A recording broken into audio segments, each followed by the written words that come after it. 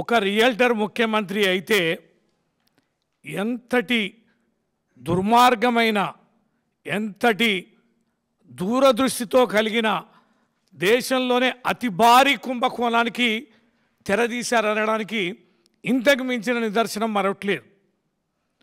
అద్భుతంగా ఉండేది 2023 ముందు ఈ రాష్ట్రంలో రియల్ ఎస్టేట్ రంగం. 2 సంవత్సరాలు గడిచింది. రియల్ ఎస్టేట్ రంగం మొత్తం కూడా కుదేలైపోయింది. హైదరాబాద్లో ఎవరైనా బిల్డింగ్ కడదామంటే వారు విధించే టోల్ ట్యాక్స్కి భయపడి ఎవరు కూడా భవనాలు కట్టే పరిస్థితి లేదు.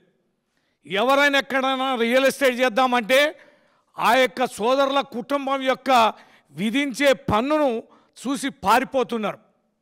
ఇవాళ సంపద సృష్టి అనేది ఆగిపోయింది. ఇక తన సంపద ఎలాగూ మళ్ళీ గలిచేది లేదు, పోయేది లేదు, అధికారంలోకి వచ్చేది లేదని చెప్పని మొత్తం కొన్ని గ్రూపులుగా విభజించబడి ఈ రాష్ట్రంలో మూకుమ్మడిగా అతి తక్కువ కాలంలో పెద్ద ఎత్తున ఆదాయాన్ని తన కుటుంబం సమకూర్చుకోవడానికి మార్గాలు ఏంటి అని అన్వేషణలో భాగంగా చేసిన ప్రక్రియలో దొరికిందే ఈ హిల్ట్ పాలసీ అనేది. ఎక్కడనైనా మనం కనివిని ఎరిగి చూసామా? ఇంత పెద్ద నగరం నడిబొట్టున 9292 ఎకరాల ప్రభుత్వం ద్వారా పొంది ఎప్పుడో పరిశ్రమలు పెట్టుకొని వాటికి విలువైన ధరలు వచ్చిన సందర్భంలో అట్లాంటి విలువైన సంపదని ప్రభుత్వానికి సమకూర్చకుండా కేవలం రిజిస్ట్రేషన్ వాల్యూలో 30% కలిస్తే పేమెంట్ చేస్తే మీకు రెగ్యులరైజ్ చేస్తామని, అది కూడా ఎక్కడ విస్తృత ప్రచారం చేయకుండా దానిని ఎక్కడ కూడా వివరణలు ఇవ్వకుండా ఆగమేఘాల మీద ఒక జీవోని ఇష్యూ చేసి 45 రోజుల్లో ప్రాసెస్ మొత్తం పూర్తి చేయడానికి మరి చేసిన ప్రక్రియ ఏదైతుందో ఎవరి కోసం, ఎవరి కన్నుబడ్డది ఈ భూముల మీద? లెక్కలు ఇంతకుముందే ప్రకాష్ గారు చెప్పారు. 5 లక్షల కోట్లని లెక్కలేయండి. 9292 ఎకరాలు హైదరాబాదు నడిబొడ్డున ఎక్కడ కూడా 1,00,000కు పైన ఉన్నటువంటి విలువైన ఈ భూములు ఇంత భారీ ఎత్తున ప్రభుత్వ సంపద అండి అది. అప్పుడు ఎవరు పరిశ్రమలు పెట్టినా ప్రభుత్వం ఇచ్చిన భూములవి. దేశంలో ఎక్కడ చాలా చోట్ల పాలసీ ఉంది.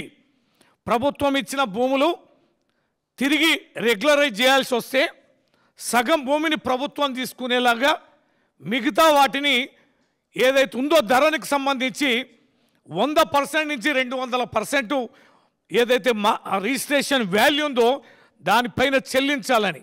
మన దగ్గర చాలా గ్యాప్ ఉంటుంది రిజిస్ట్రేషన్ వాల్యూకు మార్కెట్ విలువకి. మార్కెట్లో 1,00,000 రూపాయలు ఉంటే మన దగ్గర రిజిస్ట్రేషన్ విలువ 10,000 15,000 ఉంటుంది. ఇవాళ హైదరాబాద్ నడిబొడ్డులో జరిగే ఇంత పెద్ద దందాని చూస్తూ ఊరుకుందామా? ఇంతటి హిల్ట్ పాలసీ తీసుకొచ్చి నిలువున హైదరాబాద్ని రాష్ట్రాన్ని దోపిడీ చేస్తా అంటే నిద్రపోదామా? ఏమర్పాటుగా ఉందామా? మేధావులారా మాట్లాడాలి. గతంలో అభివృద్ధి కోసం, నీళ్ళ కోసం, కరెంటు కోసం, రోడ్ల కోసం, విద్య కోసం, వైద్య కోసం, రైతుల పంటల కోసం, పచ్చని తెలంగాణ కోసం పోరాడిన కేసీఆర్ గారిని గడీల పాలన అన్నావే ప్రగతి భవన్లో ఉంటే, ఇవాళ ముఖ్యమంత్రి ఎక్కడ ఉన్నాడు? ప్రభుత్వ భవనంలో ఉన్నాడా? ఏ గడిలో ఉండి పరిపాలిస్తాడు?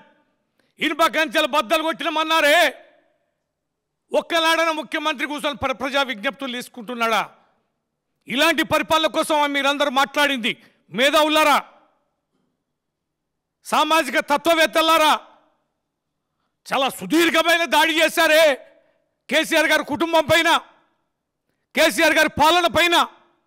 ఈ రాష్ట్రాన్ని అభివృద్ధి పథంలో అగ్రభాగంలో నిలిపిన కేసీఆర్ గారిని ఎన్ని నిందలు వేశారు, ఎన్ని మాట్లాడారు. ఇవాళ జూబ్లీహిల్స్ నడిబొడ్డున తన భవనంలో కూర్చొని చేస్తున్న ఈ వికృత దోపిడీకి మీ నోరు కదలడం లేదా, పెగలడం లేదా అని నేను మీడియా ప్రపంచాన్ని కూడా సూటిగా ప్రశ్నిస్తాను. గత ప్రభుత్వాన్ని, మా కేసీఆర్ గారిని అనేక రకాలుగా నిందలు మోపిన మేధావులు ఏం చేస్తున్నారు? ఇప్పటికైనా పలకరిస్తారా?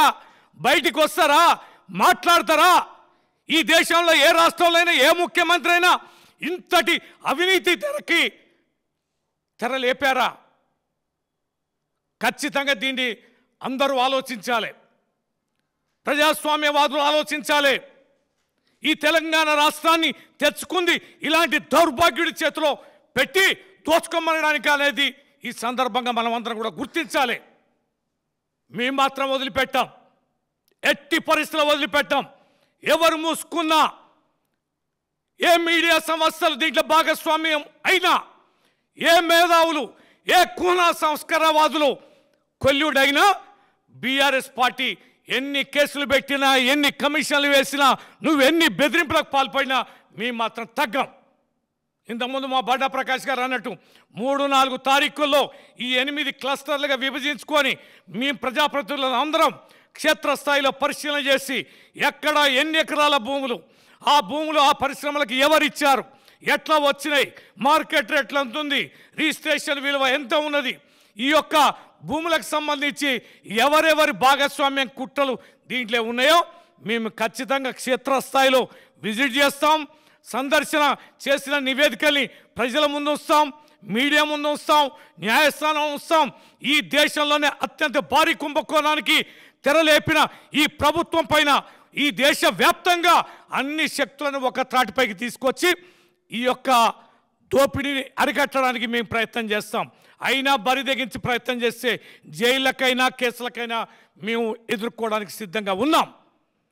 దీంట్లో భాగస్వామ్యం అయ్యే టెండర్దారులు, కుట్రదారులు, ఇంకెవరైనా దోపిడీదారులు, భారీ సంస్థలు దేశవ్యాప్తంగా ఎక్కడి నుంచి వచ్చినా కూడా వారికి కూడా అల్టిమేటం ఇస్తున్నాం. వచ్చేది మా ప్రభుత్వమే.